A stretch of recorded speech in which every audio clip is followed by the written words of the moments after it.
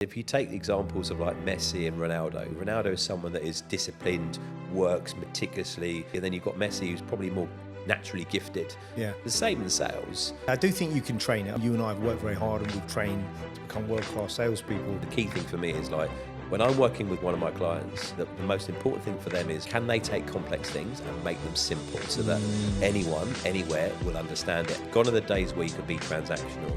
It's too competitive.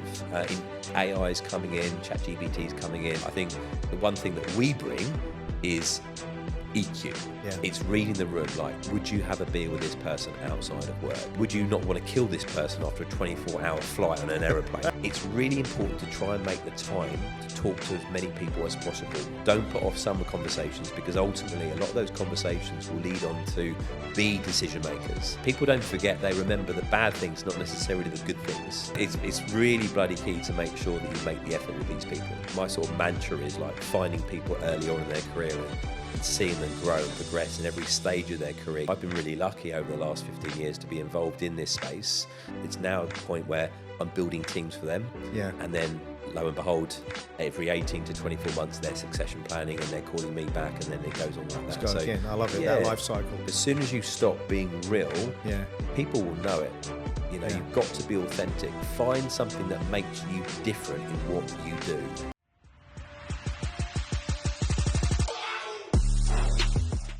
You and I have been in sales for 3 decades, and I think some people are born with the gift of the gab. Me and you. You more so than me. I don't know about that, but and then other people work at it. But the reality is, I think the more I think about it, it's got to be in your core. It's got to be in your DNA. Otherwise, it's not sustainable. You've got to have the lyrics. Yeah, no, yeah. I mean, it's one thing being talented. If you take examples of like Messi and Ronaldo, Yeah. you know, they are unbelievably gifted athletes, right? But you know, in my mind, you know, Ronaldo is someone that is disciplined, works meticulously. Big He's time. crazy, and then you've got Messi, who's probably more naturally gifted. Yeah. The same in sales, but ultimately, I do agree with you. You need to have that, you know, that vavavum or whatever you want to call it, right? Yeah. But like, you've got to believe in what you're selling. You know, wake up and think, you know what, I'm looking forward to going to work. I believe in the product. I believe in the brand. Yeah. You know, I'm looking forward to this. And I think, you know, if you don't have that, when you're trying to sell something to someone, whether it be an opportunity or a move or whatever, they'll pick up on it, you know. And if you stay in the market long enough, it's all about legacy stuff. People that you worked with 10, 15 years ago, Yeah. you know, if they're the right type of candidate, they will grow and progress. 100%. They'll end up being hiring managers. And I think particularly in recruitment, it can become quite short-sighted. Yeah. You know, people go into it with the illusion that I'm going to earn some quick money. This Yeah. is going to be They think easy. transactionally. Yeah, absolutely. And you know, fair play. That's what. It's easy to understand why they think that. But I think, you know, the most successful people are the ones that stay in the same sector Long term. for a long time, and they're resilient to change and they adapt to change. Love that. Yeah, I do think you can train it. Of course, you can train it. But and you and I have worked very hard, and we've trained to become world-class salespeople. I wouldn't say world class, but maybe you. No, but what I find really interesting is, though, when I really analyze it, it's like I know people that have developed all these skills, but they can't just go and have a coffee or a beer with someone and enjoy a conversation. It's just too transactional. So people, they've got to want to work with you. They call, Mark, how you doing? Yeah, I've got some work. You want to, you know, come do something? And you go, yes, mate, let's go. No, and I agree with you. I mean, to be fair, I always use the phrase IQ, EQ. You know, the people that I work with they're the top 1 percentile. You know, they're Oxford, Cambridge grads, all MBB profiles, very, very smart strat consultants. And the key thing for me is like, when I'm working with one of my clients, fundamentally, the most important thing for them is, Mark, can they take complex things and make them simple so that anyone, anywhere will understand it? And I think that principle applies for anything. Everything. I talked about that yesterday because I said anyone can take something simple, make it complex, so no one understands it. Well, but if you can reverse engineer it, that's when you know what you're talking about. Exactly. And I think, you know, what makes a good leader is those principles. And like my sort of mantra is like finding people early on in their career and seeing them grow and progress in every stage of their career, getting involved in their development. And, Yeah. you know, I've been really lucky over the last 15 years to be involved in this space and have seen people actually do that, so that it's now a point where I'm building teams for them. Yeah. And then lo and behold, every 18 to 24 months they're succession planning and they're calling me back, and then it goes on like that. Let's go again. I love it, yeah. that life cycle. Yeah. 2001, Singapore beckons. What's your memory? How did that come about? So Singapore came about because of you. Well, what's your memory of that phone call or whatever happened? So I remember meeting Roger Smart, who was the founder of Robinson Smart back in the day. Paul, you obviously put in the word for me to have a chat with him, and he came to the UK and sat me down, and you'd obviously sold me the dream, and I had, no commitments at the time, and I was like, this sounds amazing, free holiday, I can go over there for 2 weeks, basically suss the place out, have some beers with my pal, live in a beautiful pad, and think about potentially joining with no real, tag. And we're 22 at the time, guys. Yeah. So I came over, we had the holiday, I preempted it. I brought some clothes over already because I knew I was going to make the leap of faith, which I did in the end. And then, I came back, told my parents that this is what I was going to do. Funnily enough, my uncle was very high up. He was retired at the time, but he was a chief insurance commissioner for a lot of the big banks. So he knew the area, and I told him, and he's like, well, first thing you need to do is sort your nails out because they're disgusting, and go to elocution lessons. Thanks, Unc. Cheers, Unc. But yeah, so that was my first memory, and then when I first came on board, it was a different market then. Yeah. It was we got in, and we were like the youngest in that group, and we were brought in because we were seen as the London boys. We were a bit louder, and what Roger was trying to create at the time was a bit more of a noise in the office rather than just tapping on a keyboard and sending emails, which was the thing that has just come into play then. But it was good, but it was a tough market. I mean, we were there with September 11th, right? Yeah. And it was the markets, just financial markets just crashed and burned, and no one could have predicted that. Yeah.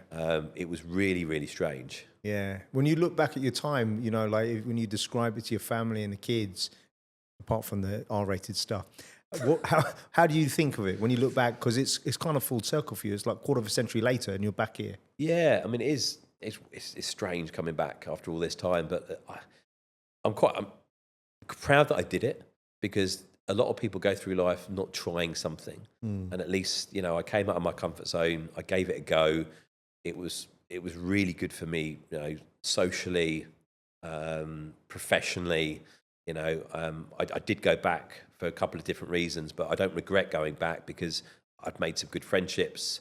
Yeah. I had a great time over here. But yeah, it was I loved it. And it's just so weird coming back and seeing all the development and seeing the old places and talking to the cabbie. When I take you for a drive tomorrow and we'll have a little look in the evening, you'll see, how different everything is. And I'll say, mate, that didn't exist there. That whole place is reclaimed land. Yeah. And you're like, really? And it's just like, it's bonkers. But it's still the same vibe. No, it is. It's just the people are still really, really nice. They're engaging. I think that's always been the case. When we first came over, we were told, like, when you give a business card, make sure you actually give it with two hands. Yeah. Show appreciation. They like the attentive nature. Yeah. Whereas, back in the UK, it's like you literally take it and you put it in your pocket. It's just, you can't do that. It's just rude. Yeah. Yeah. Well, I had one guy that I met, and he threw his name card down. He was a CEO of a bank, and I said, "You are absolutely the world-class dickhead everyone says you are." And then I left. Was this here? Yeah, and I left. And you still in touch with that person? I actually became very good friends with him. But I left, and the head of strategic recruitment, who I knew really well, looked at me because he organised the meeting, like, "Paul, what have you just done?" And I said to him afterwards, privately, "You should never have introduced me to that guy if you knew, unless you prepped him." Because the one thing about me, I don't suffer fools, right? No, you don't. And never have done. And then he was like, the next time I met him, he stood up and he shook my hand and goes, "Oh, Mr. Quinn, really nice to meet you." But you know what? Just on that though, it's being brave enough to call people out. It's being brave enough to tell them that you're not right for this role because of these reasons. It's being brave enough to actually give honest feedback to people that you get from clients, because more often than not, they don't get the truth. No. I'd say 85% of candidates don't get the truth from recruiters in terms of actual feedback. And they don't know why it didn't happen, what went down. But exactly that, but it's guiding them through that process. It's gone are the days where you can be transactional. It's too competitive. In AI is coming in, ChatGPT is coming in. It's trying to obviously take away a lot of the due diligence that people do, the models, the metrics, the analysis. But I think the one thing that we bring is EQ. Yeah. It's reading the room. Like, would you have a beer with this person outside of work? Yeah. Would you not want to kill this person after a 24-hour flight on an aeroplane? But that's what clients want, right? 100%. You can't have someone leading a business that looks great on paper, but, outside of work, you think they're an absolute tool. Yeah. When were you last in Singapore? 24 years ago, I think I made the journey over to join you in our journey with Robinson Smart back in the day. That's when we last lived together. Indeed, we did. And by the way, we were friends, not boyfriends. I mean, Paul probably more the former than the latter, but yeah. Listen, anyway. I've always been in love with you. There's no denying that. I can't blame you. Now, for people that don't know you, my audience members, can you be kind enough to give a quick intro, and then we'll turn back the pages of time and talk about our journey together as friends and your journey as a recruiter? Of course. So I've known Paul since the university days. I won't go into how we first met, but yeah, we did a similar course in sort of business economics and stuff. We then stayed in contact. We made a shift into recruitment in Singapore. I was here for a shorter stint than he was. He's since stayed and made a great career for himself and built a lovely family. I returned to the UK and went into the rat race, which was known as blue collar working in a company called Hayes Construction and Property, where I set up and ran lots of different trades and labour desks, and that's where my recruitment started. I then sort of moved up the ranks gradually into more managerial stuff. I went into education when the construction boom hit an all-time low, and then I made the shift into London. I moved out of the south into what was now strategy, which is what I've been doing over the last now 16 years. So yeah, I work within the strategy arena, working with the smartest people on the planet, covering sort of retail and consumer. So that's me in a whistle-stop tour. I love it, mate. Well, the thing is, there's so many things that I love and admire about you, but number one is you're just really very resilient. You're loyal, you never give up, and that's been shown throughout your career, right? Yeah, I mean, to be fair, anything you do, you've got to be resilient. There's always going to be changes, right? But sure. It's about how you navigate out those changes. And I think you need to become authentic in what you do. Yeah. Average is not good enough anymore. Back in the day, it was mass recruitment, and what we've probably both seen is there's been a shift in that. And I think the ones that have come out successful or unscathed are the ones that have kept up with change. That are prepared to roll their sleeves up. Look at ways of making different types of money, opening different doors, and not just doing, okay, well, it's not working, I'll just keep doing it until it approaches its head or whatever. But yeah, it's just adapting to change. I don't know whether or not many of your clients, candidates, or colleagues know that you are an amazingly well-rounded sportsman. I was. You were. Past tense, that's what my dad used to say. Back in the day, obviously, my father was quite, a militant guy, and he said, right, if you're going to do something, you do it well, and that's how he brought me up, and I did that within swimming, badminton, squash. As you know, I've obviously beaten you. I've whooped you at swimming. And the funny thing is, you were a long distance swimmer. Yeah, I was a 1500 metre swimmer, so I was awful at short course, but long course I was great. I mean, I think the best time I did was probably just under 20 minutes, which is circa every 25 metres. It's like 18 seconds, 17 seconds. So, but yeah, I've always been like that. It was, I'd get up early, do early morning training, go to school, come back, train in the evenings, galas at weekends. And then I shifted into badminton. I did that at a high level. And then I shifted into squash later on in my years, which I loved, and I've, funnily enough, just gone back into badminton because I'm now almost joined the over 50 group. The seniors. The seniors. Well, look, when we lived together, the thing that I really marvelled at, and there are not many guys like us that are similar, you were always up at 6 a.m, your bed was made, you almost, did you iron your bed covers?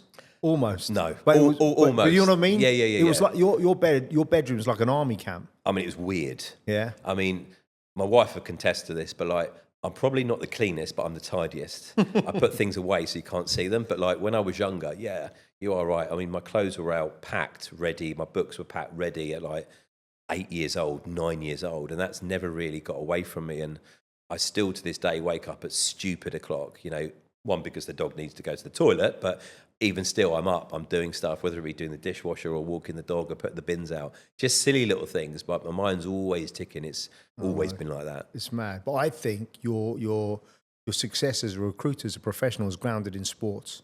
and the way that your parents raised No, you. I agree with you. I mean, to be fair, sport definitely helps. I mean, some of the most successful people in recruitment I've seen, come from sport or some form of competitive background. My current boss that I work with he did a very high level rugby. By the way, when people say my current boss, it's not like you wouldn't say my current wife, would you? Maybe you would. No, I wouldn't, to be fair. No, I mean, my current boss who brought me over to Venari Partners is one of the most prolific salespeople I've ever met. He's the number one, probably number two in his market globally. And, Amazing. For me, it's all about, no matter what you're doing, it's looking at someone thinking, you know what, do I believe in what you're telling me? Can I see myself learning from it? And am I going to have fun doing it? Yeah. And I think the day you wake up in anything you do and it's not there, then you question that and think about something else. I mean, before we get started and go back, I want to tell a story about you. And you know how much I love you. I posted this on social media. But so years ago, my dad, and you got to know my mum and dad very well, and they loved you. And I start crying. But I went back for my dad's quadruple bypass, and I didn't have any money. I'd borrowed $1,000 from Cush. I was skint because I'd been on a commission-only job and I hadn't been paid. And I don't know how, but you worked out where I was flying into. I never told you because I flew into Gatwick, not Heathrow, which is rare. Yeah. And there you were waiting for me at the airport, and you'd taken the day off to drive me. Otherwise, I'd had to get the train into central London and then the train back to Harrow because my dad was in Northwood Park Hospital. And I was blown away. And then you said, I want to spend the day with you, give you some time with your parents, but I want to pay my respects and see your mum and dad. And that meant so much to me. I want to thank you because that was huge. I mean, first of all, no worries. That's what friends do, right? When you're down, you pick them up. Very special friends. Granted. But there's always going to be a circle of friends that you've got. No matter if you see them every day or you see them once every 3 years or whatever, it's when it's real. Yeah.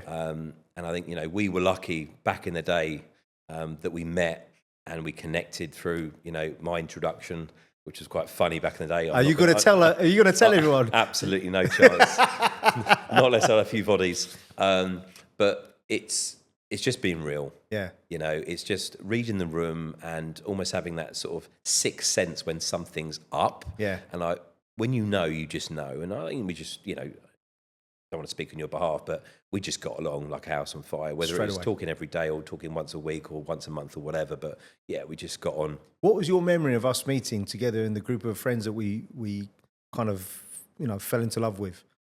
I think it was a good crowd. It was a really good crowd, to be fair. It was like a real mix because when we went to Brunel, it was like an assortment of different people, different backgrounds, different religions. And, it was like, I came from Brighton and I was like, my God, this is proper, this is amazing. This is great. And believe it or not, I was really, really insecure, very, very timid, had very little confidence at the time. Really? Yeah. I never would have guessed that. 100%. And I think I probably put a huge sort of smoke screen out of like a bravado about me that people thought, God, this guy's got fully confidence, he's cocky, blah, blah, blah. Absolutely not. But then I think the people that we made friends with, some of them are still in quite close proximity. Yeah. And that's testament.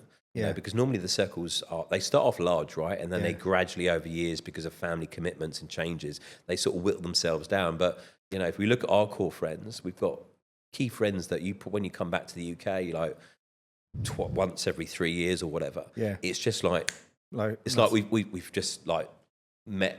We met the previous night or whatever. It's just really easy. You know what I love about the group of friends we've got is we don't really, like with Andrew, Tony, none of us ever talk about work.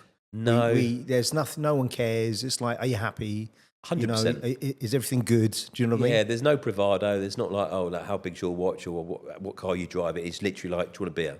Yeah. How you going? Yeah. Talk to me. And it's just reminiscing on all the stuff that we got up to as kids. I love it. Because you can't put a price tag on that. Yeah, it's huge. When we were at uni, you worked at TGI Friday. Yeah, and McCluskey's mainly. And was it McCluskey's? Yeah. So I'll lay a story out for the audience members. So I won a recruitment gig working at the Institute of Electrical Engineers. At Bank. I remember. And my first big gig, that night, 3 wine waiters, we were short 3 wine waiters. I don't even remember the story, but I went into a bar and I persuaded these 3 South Africans to walk out of the bar and tell their boss to F off and I turn do up. remember that, actually, to be fair. So what happened was I got into a lot of trouble because I paid a certain Mark Collins £6.80 an hour, which was the call out rate. That's what we were remember. charging. Yeah. And my boss said to me, "What on earth are you doing? You're just paying your mate." And I said, "Look, Mark didn't have to come tonight. He earns a lot of money doing what he's doing.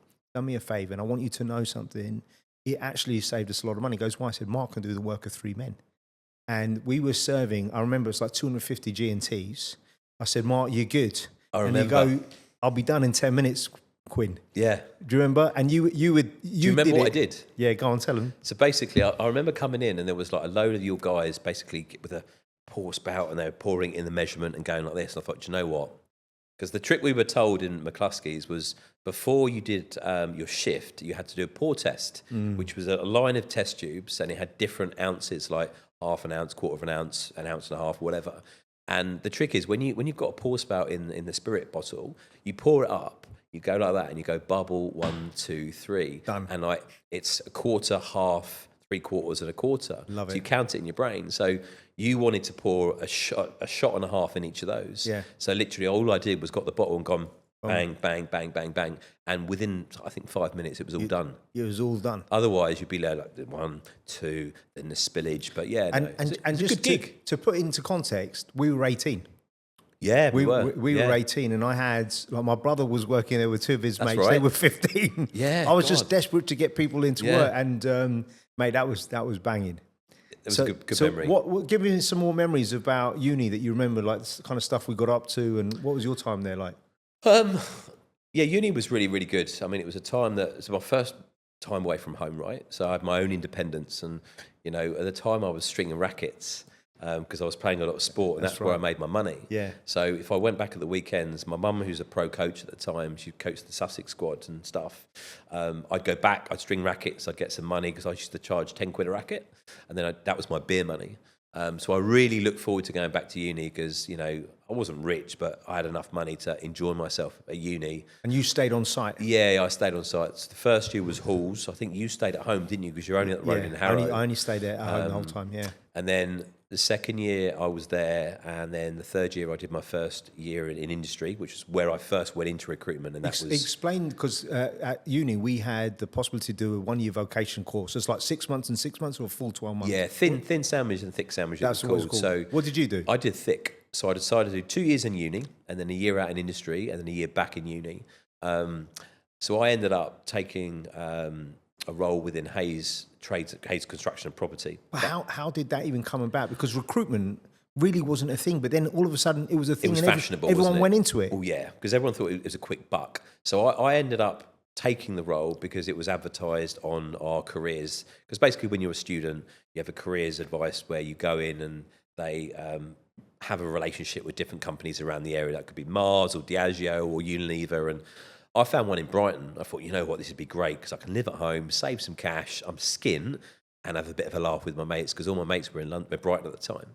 So I did that, and my God, it was the biggest eye-opener I've ever had in my life. How so? I mean, this was in 1998, so there was no rules and regulations. You know, there was no internet. You know, it was intranet, and we thought that was amazing, sending internal messages. You know, I had to physically go down to site with timesheets to get people to sign and get things paid. And if I had a multiple composite timesheet with 20 people in, the likelihood is that 4 of those people weren't going to get paid. And the likelihood of those getting paid, they'd come to the offices, Find you. barricade the office and come in and drag me out. Builders. Physically had to pay them out of my own money to get them away, because I couldn't afford for them not to turn up. So long the short is, they brought me in to build out an engineering desk, which was then called SES, Site Engineering Services, which was quite technical, given, you know, I didn't really know anything about construction at that point, let alone setting out, you know, EDMs and theodolites, doing, you know, foundations and drainage stuff. So overnight I sort of learnt the gist, and then my job was basically to pick up cold call clients that probably hated us, didn't want to talk to us, and then go on site and then represent. Bearing in mind, at that point in time, I had a full, thick blonde head of hair, and I looked about 10 years old. So I had rigger boots on, a high-vis jacket, and a helmet. And the amount of abuse that I used to get was ridiculous. Love it. The amount of times I was told to politely leave the site offices. Do one. And do one. The amount of times I was told I was health and safety and was chased off site. But you know what?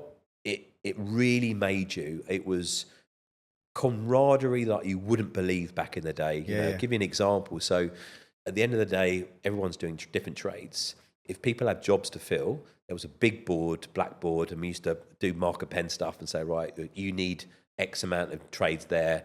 We'll divvy up a load of names and we'll all call around to try and fill these jobs. That doesn't happen these days. Yeah. I know it's very different because technology and all that, and AI and ChatGPT and stuff. But like that really, for me, enabled me to see some unbelievably talented leaders, some of which I'm still in touch with, and some really unbelievably talented salespeople. And I think that's what got me into recruitment in my placement year, and I've stayed in touch with those guys. I actually, when I went back from Singapore with you, I was asked to come back in days because I left a bit of a legacy. Yeah, amazing. When I left, do you remember I had a massive leaving do? Yeah. And maybe 20 people ended up staying in my 2-bedroom house, and we were bodies all over the floor. I've seen the video of you dancing. You've seen the video, right? Oh, shocking God. dancing. Well, by the way, I just came back from Dubai, and Deep, who's my ex-girlfriend's little brother, he reminded me, he goes, didn't your friend Mark give you a drink? And I said, yeah. And he goes, what is it called? And I said, 15 shots from hell. Yeah. MFR. Yeah. And I just said, he absolutely ruined me. He ruined me. Mate, I told you when I walked in there, I said, mate, I'm going to ruin you. I'm going to ruin you. And I did. Tell him what was in that drink. Do you remember? It was, I think it was 10 different shots. It was like vodka, gin, Bacardi, triple sec, Baileys, Kahlua, tequila, and a few others. And I chucked in a few fruit juices for fun. And let me tell you something. I drank and that. You're not the biggest man, right? I'm not, and I'm not a big drink. I'll drink all night, but I'll get drunk after the second one. Yeah. And you can see my eyes, because actually that half of that film is like a night vision, because we're in a nightclub, and my eyes were in separate orbit. you turned into a cross between sort of like Bruce Springsteen and Jackie Chan. I was up on the stage. You were literally like that. I do remember that vividly. Yeah, it was a good night, to be fair. But yeah, there was a good group of us, to be fair. But you know, when I left, I remember I was telling Deep. I just said I left. I was crying at the airport, and I said to him, and he didn't. And my brother was there, my ex-girlfriend was there, and I said, "I'm never coming back."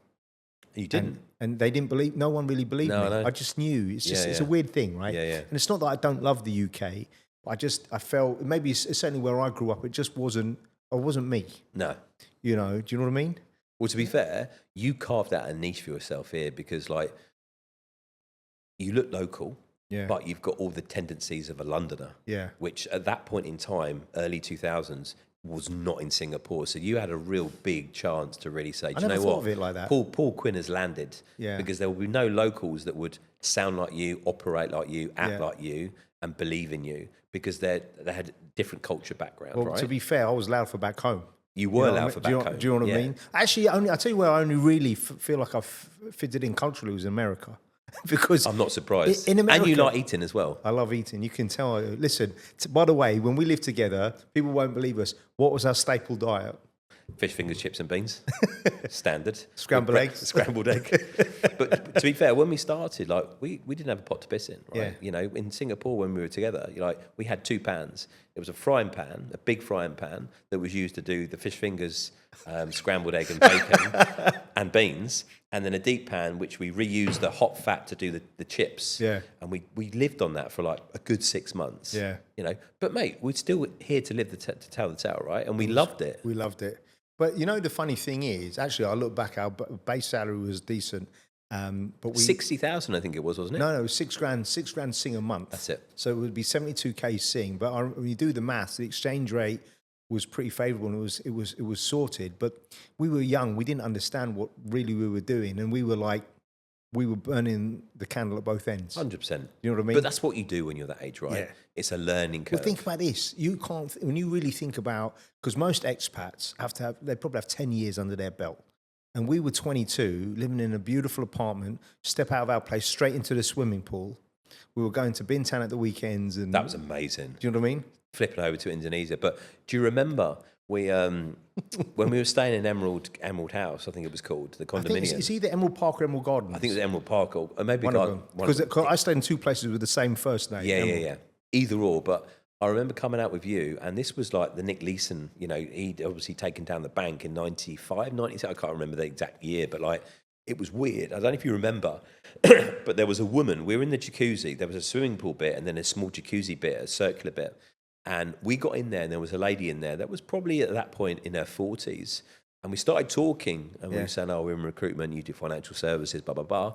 And then she turned around and she said, oh, well, I used to work with Nick Leeson. I was the product controller Oh, for really? ING. You got bloody good memory. And I was just like, what? And obviously, at the time I was just learning about product controller, i.e. they do the stuff in the back room, obviously, all the books. And she was just she started talking about the stories of like what he was like, how this, what he achieved, what he took down. It was just amazing being a 22-year-old in jacuzzi just talking to someone of bananas. It was bananas. I remember the lady now. Yeah. And I've been in contact with him, by the way. I reached out to him on LinkedIn. Nick Leeson? Yeah. You're joking? No, Did he come back to you?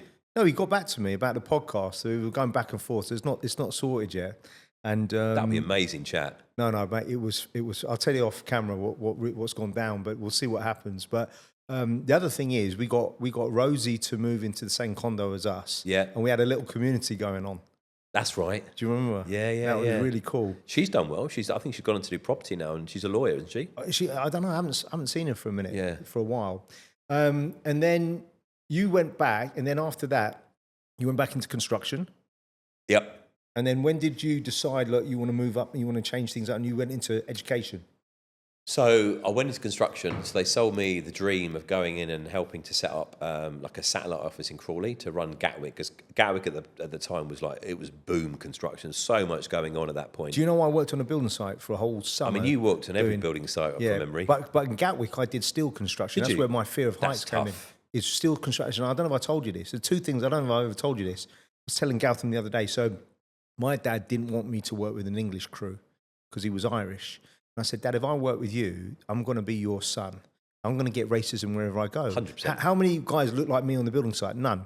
At that point. Yeah. So I said, look, I'm doing steel construction, and I got a license to use the largest Hilti handheld gun, and it had a diamond point drill tip, and you're screwing into the reinforced wall to put the RSJs in. And That's tough work. It's tough work, and you're doing it on an abseil. So my dad just said, when you are screwing that in, you got to hold on for your life. You hit a knot. You're going back. Yeah, and then the drill would spin around. You could break your wrist. Anyway, so I'm with a guy who's having a fag out of the corner of his mouth, and he's doing it. And I look over at him thinking, this guy's not taking his job seriously. Exactly what my dad said happened. It went in there, buckled. It broke his wrist. It went around, knocked him out. And he was hanging like that. And it took me about 20 minutes to get to him. And I was just thinking, please don't upend, because you just don't know. Yeah. So that was when my fear of heights started. The second thing happened. We were on the 14th floor. It was a hotel. They were bringing in the RSJs via a crane. And what would happen is you put several scaffold tubes down on the floor. And you would pull it in, and you would tie a rope at the one end and the other end, and you'd pull it in.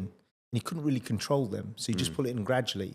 And we were told, don't tie the rope around your waist, because when this thing goes, you're going to go with it. It'll weigh several tons.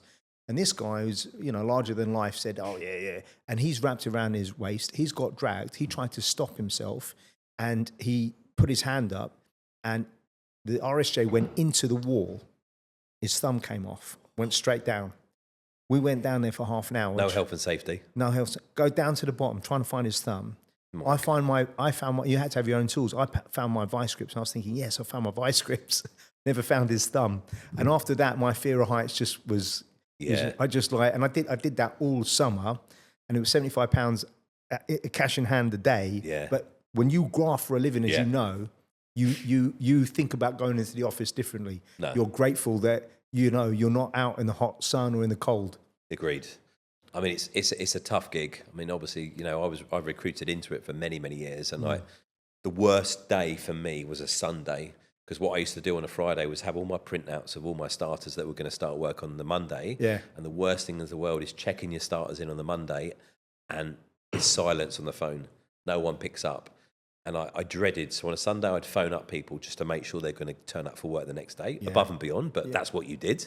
You had to. But then if you woke up on the Monday and it was absolutely teeming down, they wouldn't turn up for work either. So what I ended up doing was literally, I had a van that was given to me, an old banger, a white old van Transit. So I used to go around and pick people up for work. Yeah. Serious. Properly. Serious. Yeah, yeah. You know, if you wanted to get, you'd work so hard to get a contract. Yeah. And like to get 10 labourers or chippies or whatever onto a contract. And like the worst thing in the Tell world. them what a chippy is, they won't know. Carpenter, sorry. Yeah. Sparky, electrician. Yeah, exactly. All that slang. But like, it's just about going above and beyond. So the question you gave me earlier was like the transition from construction to education. So I did construction for a long period of time. And it was about 2011 where my son was about 2, my daughter was about 9, and I thought construction's having a really hard time here, and Hayes had launched this education piece. So my boss had left that I worked with in construction and property and gone over to education to be a director, and he sort of beckoned me over and said, look, I've got this great opportunity to sell websites to schools. It was called PRP, Permanent Recruitment Process, which essentially is going into schools, selling them a website, which is going to help do all their advertising, drive the adverts into us. We do all the screening, and then you do additional stuff for the school, like sports days, coaching days, helping them to prepare for interviews. And you know what? At the time, I thought, this sounds a bit me. Yeah. I'd love that. Love to help people out. So I did it, and we did it. I did it with a colleague called Rob Shepherd, who was great, really good buddy. I'm not in contact with him now, but he was a really, really good guy. And we split the South Coast into regions, and it was so easy. Mate, honestly, I probably worked at about, I shouldn't be saying this now, but like probably about 50% just to get things over the line, get the renewals done. But it got to a point after a year where I got approached by a rec-to-rec company, a recruitment that I'd previously used, and they said, look, we got this opportunity in London. And I was like, oh, wow, what is it? It's with a company called Investigo. And that's where my strategy life began. That's where I met James, the owner of Venari Partners. And, I went up there for an interview with the then founder, Scott Beckson. And what should have been probably a 45-minute conversation turned into probably about 4-hour conversation. What then turned into that conversation was we went out for beers. I got a contract the next day I signed, and I joined about 2 months later. Bang. And then I did 8 years with him. And then, I loved it. Company changed, went through a management buyout. He left. The culture changed a little bit. Still, a lot of good people still left there. And then I shifted over to Venari, where I've been now for 8 years. So wherever I go, I seem to spend like at least 8 years. So this is my last gig, essentially. Yeah. Well, you've always been loyal. You're very solid, right? Well, things changed. You didn't change. The company got sold and management buyout. Talk to me about, we've often talked, about the trials and tribulations that we're going through. What are some of the things that you think of when you think of what it takes to be a successful recruiter?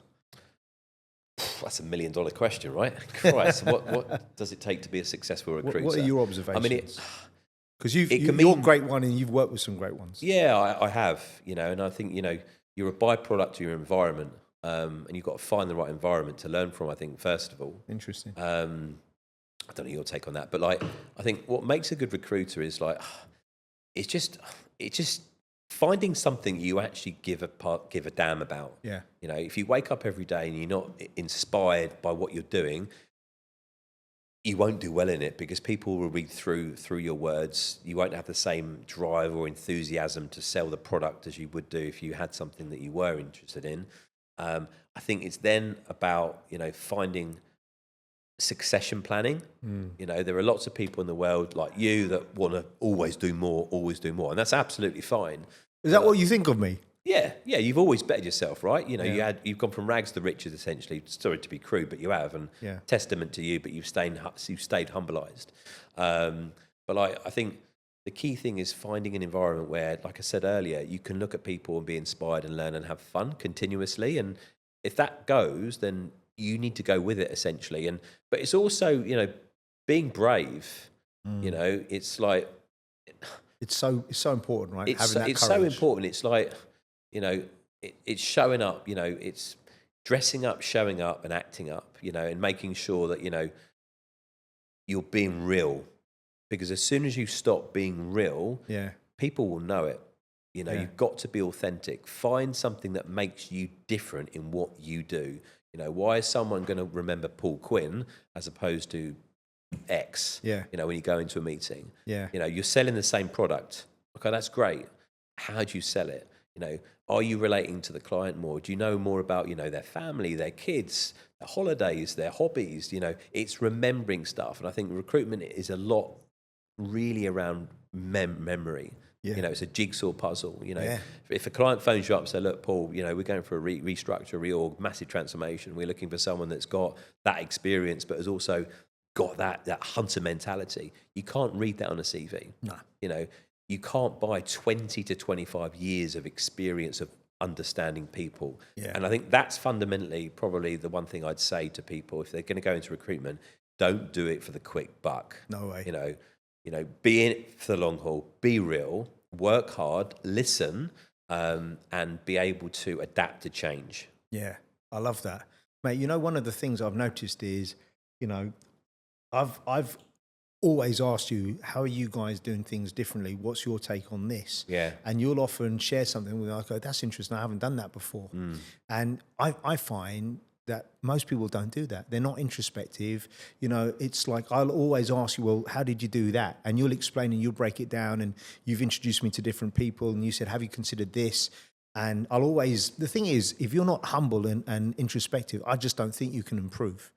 Agreed. You know what I mean? Because you work with some amazing people. You're in a different industry from me. But I know for a fact, we're going to have dinner and we're going to have a chat. I'll take away so many nuggets and write them down. And I will write them down, because my memory's not what it was. But I don't understand how a lot of people don't do that. I think it's crazy, because, I'm quite gifted in the sense that, not me personally, but I'm lucky in my environment because I've got some formidable people within my business. Amazing. Like James Parker, who I've mentioned earlier, who set the company up. He's probably one of the best salespeople I've ever worked with. Amazing. Genuinely. What makes him so great? What are your observations of him? He's just very, very focused. He will always, like you said, question the market, question people, be inquisitive, get out in the thick of things. He's not afraid of jumping on a plane and going all over the world. And I call him Phileas Fogg because he's never here.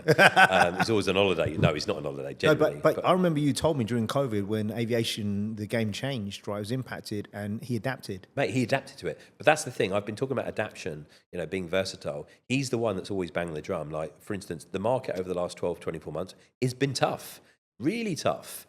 And doing what you did 12 months ago continuously, it will not pay dividend. Yeah. So, he mentioned the other day in the sales call saying, look, guys, what functions in businesses are adapting to this change?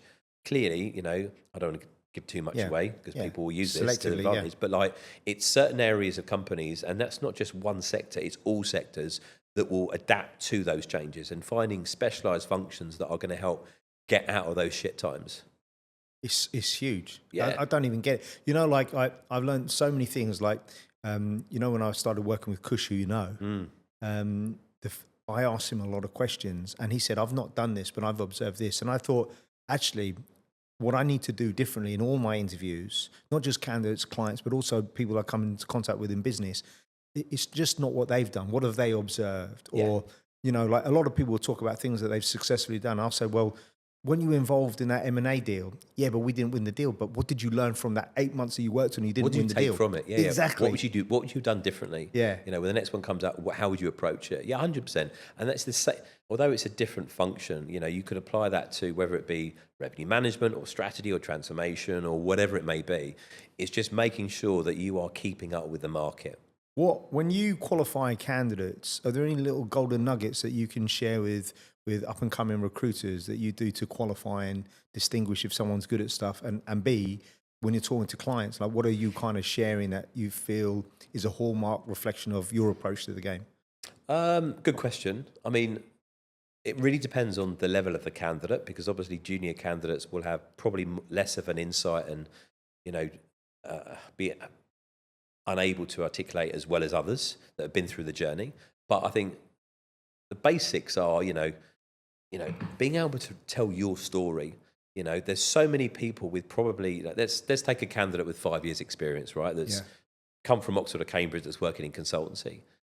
On paper, they look identical. On projects, they might look identical. But it's like, for me, it's like, okay, well, how do you articulate your story? What is your general motivation? Again, it goes back to, would I have a beer with you and want to hear your story? And if I put you in front of my clients, are you going to do enough due diligence around the brand and have insights about the business and be really compelled in wanting to join that business? That's what I look for. It's nothing overcomplicated. It's just making sure that you know your space well enough to be able to know when someone's blagging you. Don't you find that though? Like, I just feel like a lot of the candidates I speak to, they lack energy and conviction. 100%.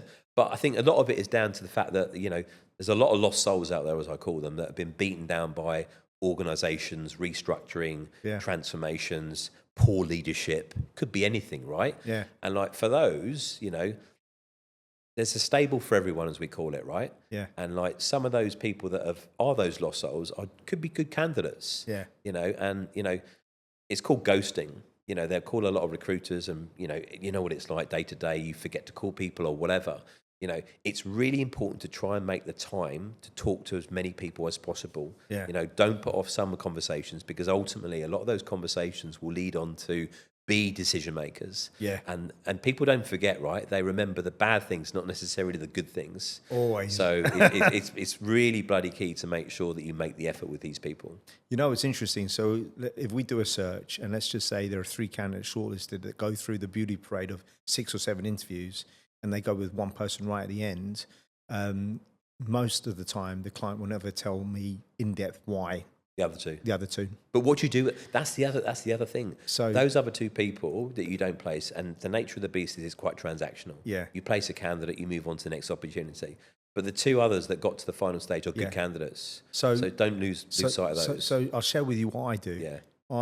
Firstly, I'll call them and I'll have a proper chat, maybe meet them for a coffee or a beer. And then I always, because the thing is, they will only remember it's a no, and you're the messenger. And I'll try and give them some real colour, but I actually write them a letter, and I'll send it in the form of an email, but I'll typically post it to them. Oh wow! So I have a hard copy, and on maybe 50% of the time, I will show it to the CEO and the head of HR, because I know they won't be allowed to send something. But I always say, look, I represent you guys as a corporation, and I think the reality is when someone 100%. Has a negative feedback, or if it's a no, that's when they can speak negatively. Absolutely. But if we let them know, look, it's no, not now, but you were fantastic. This is ultimately what it was.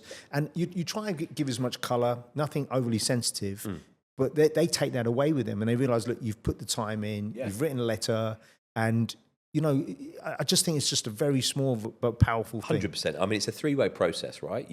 We're obviously the instigators of orchestrating the process. The client is the one with the need, and the candidate is the one that fills the gap, right? So I think, you are 100% right. You want candidates to walk out with a really good feeling of the brand, whether they're successful or not, because ultimately, their feeling of the business, if it's not successful, is pertinent for the market, because, Chinese whispers, one negative thing will then echo into 2, 3, 4, 5, 6, 7 negative things. And before you know it, the brand's struggling to recruit, because that one person has dominoed into 15, 20 people. But you know what? None of the clients I work with primarily think about that. I've got one client, his name is Dimitri, and I remember the first search I did with him. He said, Paul, is it okay? I'd like to, you deliver the news, but I'd like to meet the number 2, number 3 candidate for a coffee and let them know, because they're great candidates. And I said, I love that. Absolutely. And, like that, it's a most people won't do it because it takes time. And the other thing I learned in Singapore, it took me 7 years to learn this. It's a bit different now, but yes is actually no. Right. So I always try to bring the no's forward. Right. Because it's okay if it's a no. Let's move on. Let's not waste each other's time. I'll share with you some other things that I do. So when quite often I move teams, or even I move an individual, they'll have a non-solicitation clause of clients or employees. So I look at their contract to make sure I understand it. If we can reduce it, Sometimes I've taken them to my lawyers, but I'll always draft their resignation letter to make sure they get out cleanly. And I give them a list of things they should and should not do so they don't breach any laws, they don't get into trouble. And a lot of I've told some of my clients, I say, you're overthinking this.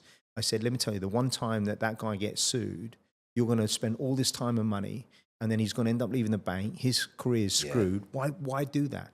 Let's just be meticulous. Yeah. And then one CEO said to me, you worry too much. I said, no one's ever accused me of that before. Just be careful. But that's the thing. You need to almost be one step ahead the whole time, because people are unpredictable. Yeah. So you've almost trying to foresee what they're going to do 2, 3, 4, 5 steps down the line. And the key thing is when you put a candidate into a process, we will know it's not like every step of that process, you need to be checking in with them. Never let a process go through where you just initiate it and you just let it run its course, because anything can happen in that process. 100%. And And I mean, the great thing is today, just before we started this, you heard me on the phone to a client and closing. And the thing is, why I was so comfortable you being there it was brief, but I know because you've been there, you've done it, you know exactly how it rolls. Yeah. It's and I see other people, they get very nervous, like, and I had one client, again, a CEO, and I was walking through a hotel. He goes, how's it going with that deal? And I said, well, actually, I meant to call her in 5 minutes' time. I said, do you want to listen in? And he goes, yeah. I said, we'll see if I'm any good. But if I'm good and we get the deal done, will you retain me? He goes, go on then, let's have a listen. Did he retain you? Yeah. I just thought this is real. He's seeing what is said. And quite often, I will arrange for the client and candidate to meet quite often at my office. Yep. And what I say to the candidates that may not know me so well, or they won't know, are you telling me this but telling them that? And I'll sit them down and I'll put it all together. And it's very clear what I've said to each party. It's the same. It's funny you should say that, because like some of the best processes we've run is where we've actually centralised the whole recruitment process. So like you, we've got a nice office. And I work with a particular brand that was struggling from a logistical perspective to hire good talent. So what I agreed to do was like they utilise our offices, and we did a complete assessment day where all the candidates came in, and we did like back-to-back meetings. So they'd go in, like meet 4 different people on the same day in my offices. So you get complete control of what's going on. Yeah. You can manage the process. Boom. Face value of exactly how the candidate's thinking, how the client's thinking. And then what we did was it was wrapped up within 48 hours of hiring. Like I think we hired for the company about 20 different people, Wow. all within one function over a course of 6 Wow. months. It's And amazing. they loved us for it, because they got control. The candidates had a great experience, and it's a win-win, right? So I think, fundamentally, when you do a recruitment process, if you can keep as close to all components as possible, there's less chance of things breaking down. Stay close to it. 100%. Always. The other thing is your energy. Like I know we're the best of mates, but your energy is always high. And I was going to say, how do you keep? Because the truth is, we have to have quiet times. We talked about. Yeah, well, sometimes no, but like you were saying, like if you're sat on your own, or you're doing a solo trip or a business trip, you spend an evening on your own, and as you get older, that's important, because I think if you don't have that time to sit back and reflect, and then heal, and talk about this, would you say you're an introvert or an extrovert?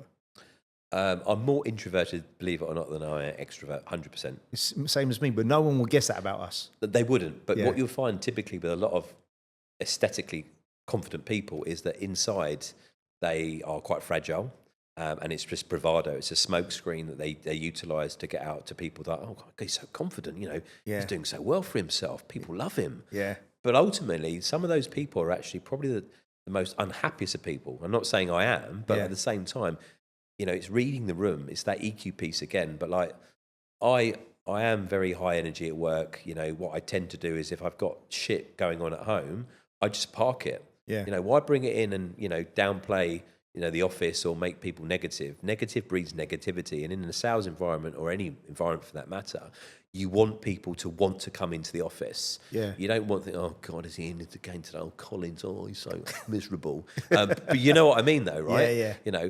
And like, I am that person in the office. And I think hopefully, people would say the same thing. But I like a buzz. I still to this day wholeheartedly get the same buzz out of making a placement as I did 25 years ago. I love it. And as soon as that changes, I've always said this, then my day is done. Yeah, really? Yeah. For me, it got to the point, and I had to recalibrate this about 2.5 years ago, where deals crossing the line, it was almost like it's a sense of relief.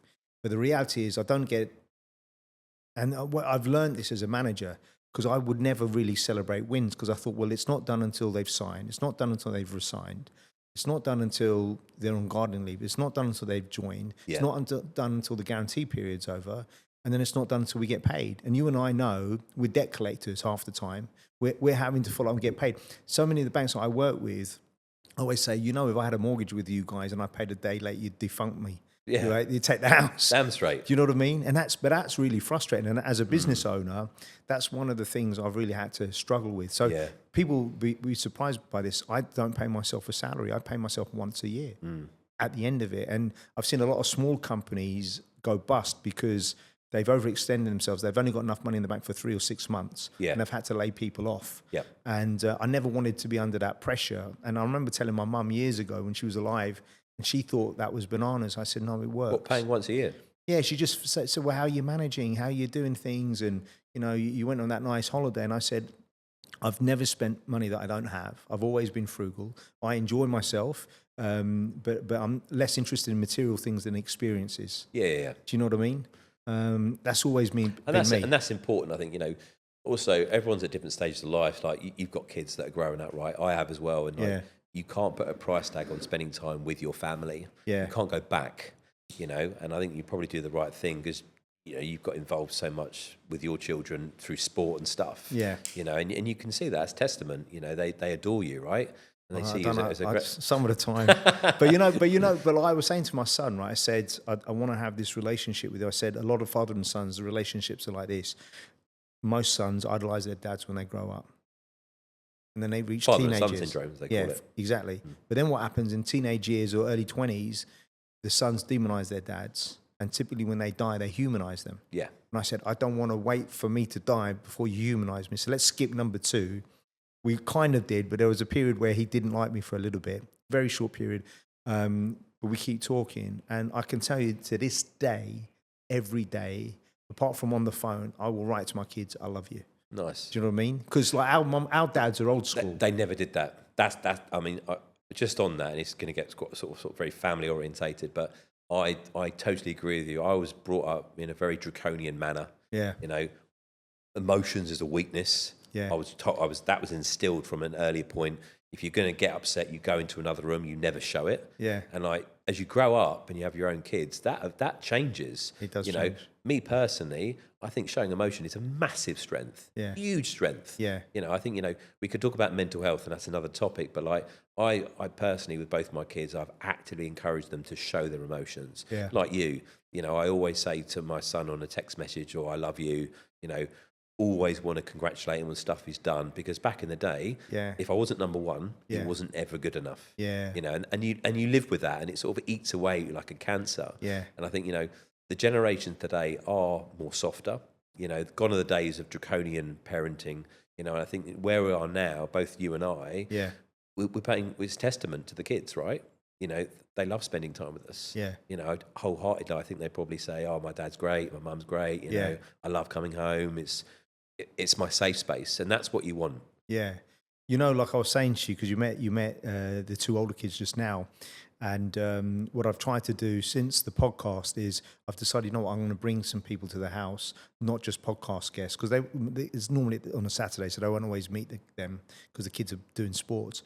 But I just said, look, you guys, you're getting the opportunity to meet some very senior people. I want to come there, shake their hand, say hi. And one guy, a candidate that I started partnering with and working with, and I met him in a coffee shop. He's a 6'3", big Indian guy. Used to play golf. You must have struggled. I was like that. Fortunately, we were sat down.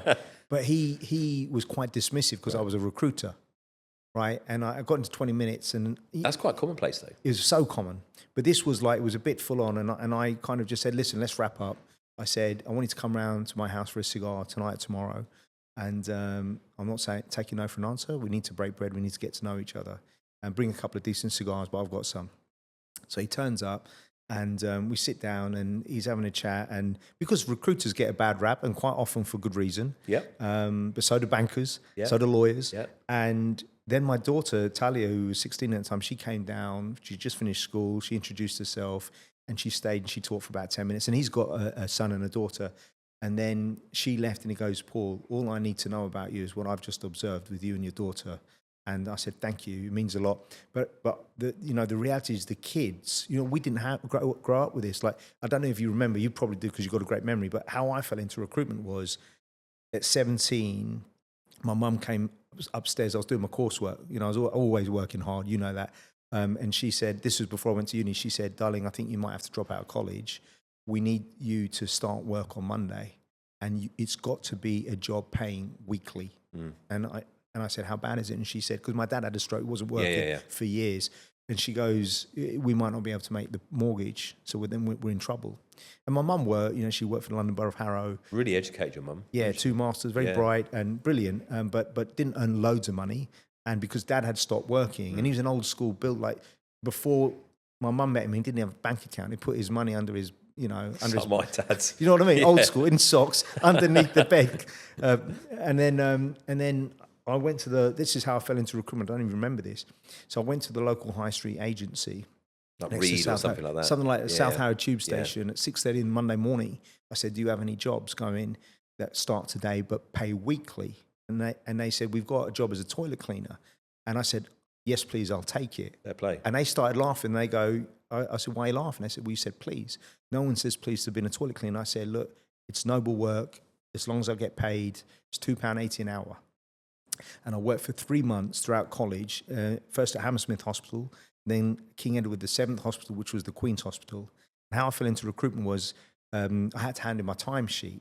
Yeah. In the old days. 3-piece timesheet, the carbon copies. You know exactly what it was. So I go into Baker Street Tube Station, and it was, Baker Street, the Baker Street office, and the phones were ringing. And I thought, no one's answering the phone. There's only one guy working in the office. Good morning, HMS Services, how can I help you? And Richard Gordon, the recruitment consultant there, goes, what the fuck are you doing? No, what the hell are you doing? I go, does it look like I'm fucking answering the telephone, you idiot? And that was it? That was it. And then he goes, you speak English? I said, yeah, probably better than you do. And because all the toilet cleaners, to be fair, they were foreign refugees. So he said, what's your story?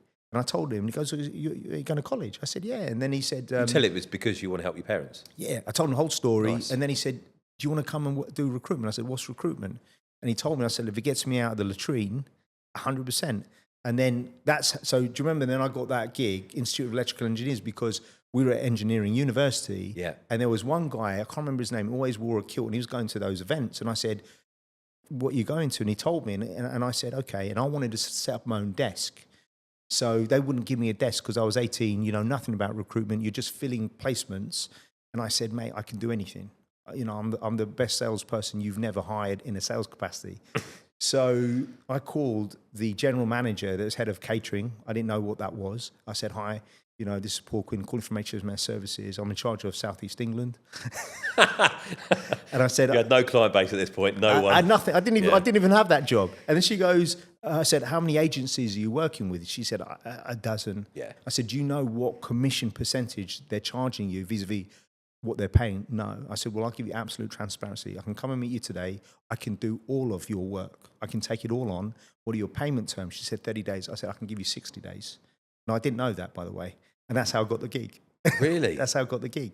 That's a great story. Because, the funny thing is... times have changed, though. Times have changed. Yeah. Right, but when I look back at it, it was even when I moved to Singapore with Robinson Smart, I was asked to work on the legal desk. I knew nothing about law, right? Do you remember?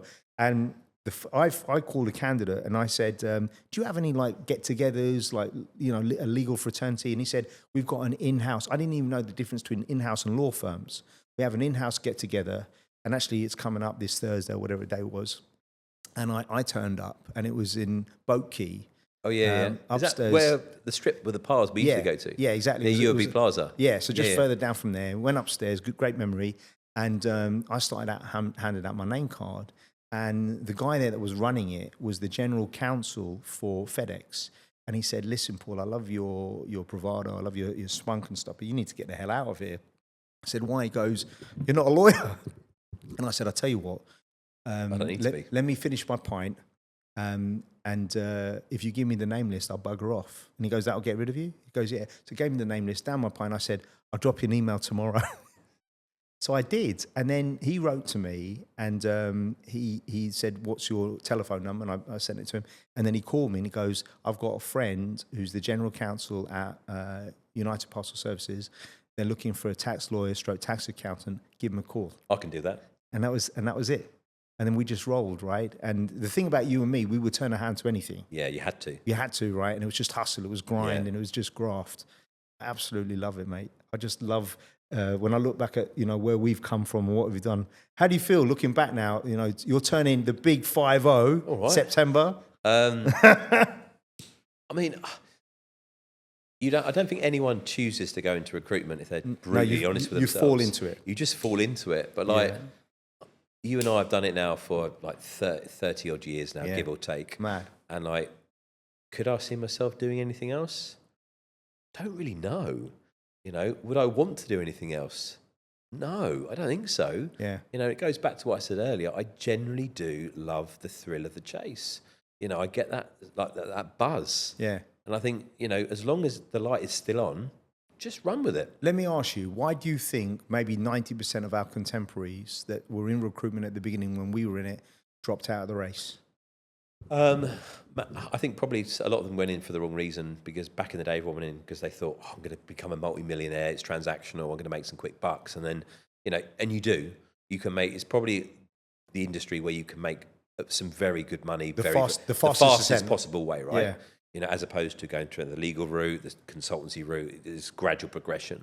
But I think a lot of people that fail are probably ones that, were those types of people that, lost their soul when times got tough, weren't prepared to roll their sleeves up and stick with it, deal with it.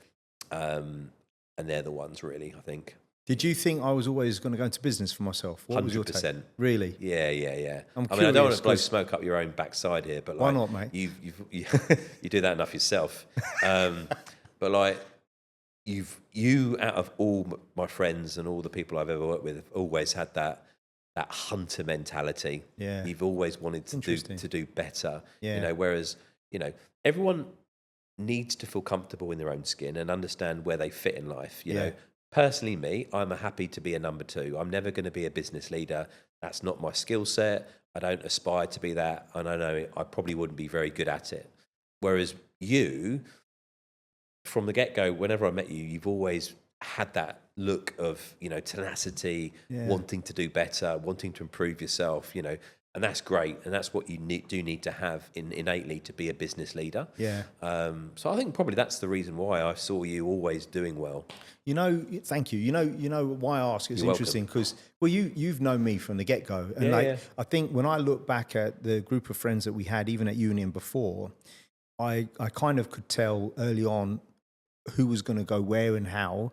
It didn't really matter, but I don't know. I look back and I think I had a pretty good sense. It's not different, and I realised that innate knowledge of people is carried through into my job and my career. And the one thing that I'm proud of that I've adapted. So I set up the whole career coaching business, which in itself is very unusual for a recruiter to traverse into that. And then the podcast, and the thing is with the podcast that I love is like you and I never got to. I think if we knew more back then, I don't know how far we would have gone, but in our sporting careers, it could have been very different, right?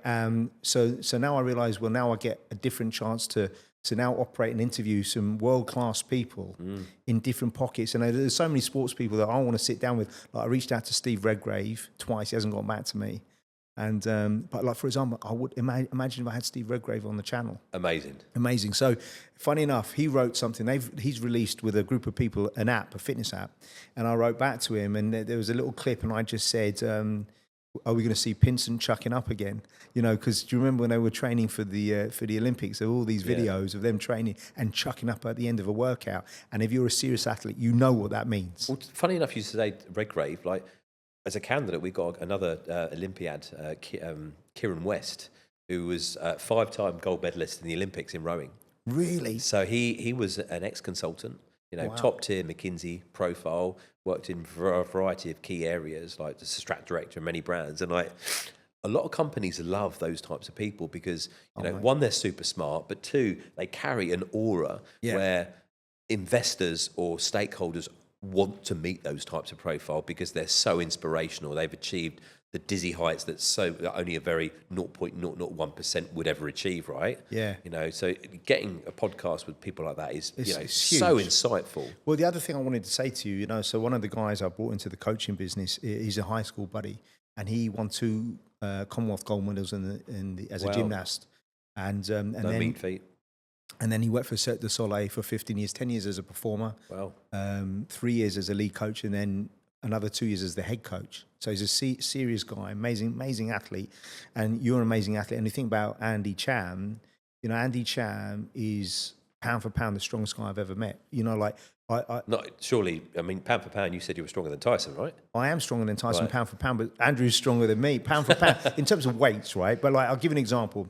The only time I've ever lost a bet was to Andrew Cham. So I saw him in the gym at university, and he's a Chinese guy, floppy hair. Curtains. And at the time I was about 9 stone. He was about 10 and a half stone. So we weren't big guys. And he looked like a sprinter. And I said, you look like a sprinter. He goes, yeah. And he was the Southwest, he was the Liverpudlian champion. So he was fast. And I just said, yeah, do you fancy doing a workout together? And I'd never grown up with any Chinese guys. I didn't know any other Chinese guy. I'm only half Chinese. Yeah. And I said to him, I've got that Argos set of weights. The golden ones. Basically, it's plastic wrapped around some concrete. And we had the same set. And it was 72 kg, including the bar. And I said, so we'd never worked out in a proper gym before. He couldn't afford, neither could I. And I said, bet you 10 quid I can bench press 72 kg more times than you. And then he goes, red rag to a bull. Go on then. And so I said, I'll go first. I thought I would demoralize him. And I got to 24, 25 reps, and my nips were hurting afterwards because I'd follow the instruction manual, was do 10 reps. And I said, go on then. And he did it. He got to 54 reps, and then he's built different though. He's just and then he just got bigger and bigger and bigger and bigger. And we were bench pressing, and I said, why don't you try the combine, the American NFL combine, and he would have been in the top 10 guys doing 100 kg. And when he does weights, he does it slowly. Yeah, he's not repping out fast, and it was just weird. But anyway, my point is this: what I love about people like you, Andy, Kanakai, is that we were never in competition. You were great at what you did. I was great at what I did. Andy was great, and the thing is, we all wanted each other to do well. Yeah. And I find that's quite rare. It is, to be fair, it is rare. I mean, there's always going to be some element of jealousy with people, when people are more successful for whatever reason. But, I think ultimately take account of your own personal targets and attributes, whatever you ever want to call it. But I think we were very blessed in the sense that we had so many people around us that were very competitive, good at what they did, different skill sets, but just molded together. Yeah, there was no jealousy or anything like that, and our friendship group was like United Colours of Benetton. 100% it was. Walking down the street of Harrow, Christ, they must have thought, Jesus, what's coming in here? But that's the way it should be. We all learned from one another, and we never judged each other. Yeah, and we always looked out for each other. Yeah, and that's testament to now. Yeah, when you come back to the UK every 2-3 years, whatever. You pick up the phone, you do a WhatsApp group, and lo and behold, we're all here. 30, 40 people and it's like... It's mad. It's like we'd spoken the previous day. Oh, no. And that's the way it should be. I'll tell you a quick shout out to Tone the Muss. Tone the Muss. So Tony studied law. Smart guy. Very smart guy. And the thing about Tony was he's one of the most honourable people I have ever met. Agreed. So we go into a bar one day, the Hungry Horse. I know this story. And this guy... I called him Fat Dan. This guy, Dan, that I went to high school with, threw Tony's change on the table. And Tony's a very calm, reserved guy. But you would not want to fight Tony, ever. He was just hard. And I've seen it firsthand. But anyway, so he called the guy back like that, and he grabbed his arm and he pulled him towards him. And he opened his hand. I said, I've worked 3 hours to buy that round. The least you can do is have the common courtesy to put my change back in my hand. Please do so now. Yeah. And the guy was shivering and quaking, and I said, "Yes, mate, you showed him." Yeah, but that's disrespect, though. It was disrespectful. Why do that in the first place? I know. I just don't get that. Then another story was, he told me at Greenhill, we went to college together. He went there the year before me, and he said, he was telling me the story, he got mugged by a couple of guys. Who, Tony, at knife point, and he gave them the money, whatever it was. Probably had about 250 on him or something, Probably. right? If out of out-of-date bus ID. You know what I mean? And one day we saw one of the guys. He goes, "That's the guy, one of the guys that mugged me." I said, "That's 100%. And you know me." I ran over, grabbed him, threw him down, and I put my foot on his hand like that. And I said, "You owe my mate money." So he took out the money. He took 20 quid. And I said, "Let's go." And then Tony goes, "No." Tony starts taking out the change, because he took like 8 quid 50 off. Turns out Tony had 8 quid 50 or something. And he gives him the money back. He gives him the 12.50 back, or 11.50 back, sorry. And I said, "Tone, what about interest?" He goes, "No, God and karma will deal with him." But like Tone is like... I just was blown away, man. Tone said to me years ago, goes, "What's mine is mine, and God help anyone that touches it." You said that? Yeah. And I'll never forget it. And he's a man of morals, and I'm not surprised. I didn't know that whole story, but like, I'm not surprised he did that. Yeah. Because he can walk away with his head high thinking, "That's a piece of trash. Yeah. You stole from me. Yeah. I've got my money back, but I gave you what I didn't have, so you can have the shrapnel back." Yeah. But like, What a man. what a man. And that legend. guy I used to say to him, let's get a cab back. And he goes, "No, we'll get a night bus." And I said, "Mate." And then there would be times, I remember we were at Park Royal, and he lived in Sudbury Hill. And I said, "Let's get a cab back." He goes, "No." I said, "Bus." And he goes, "No." I said, "What are you going to do?" He goes, "Let's walk it." I said, "Mate, let me tell you." I go, "I live further than you." He goes, "Don't be soft. I'll walk you back to your home, princess." And then walk back. And that's exactly what he did. Doesn't surprise me. And it was like machine. It was like 10 miles to my house, another 3 miles back to his. And I was like, and he would do it. And I'd say, "Text me when you get in." What a machine. He is a machine, and he'll never change. Never One change. of the nicest souls in the world as well. Really nice guy. Mate, I've loved every minute of this. Thank you. My pleasure. Mate, how was it? How do you find the experience?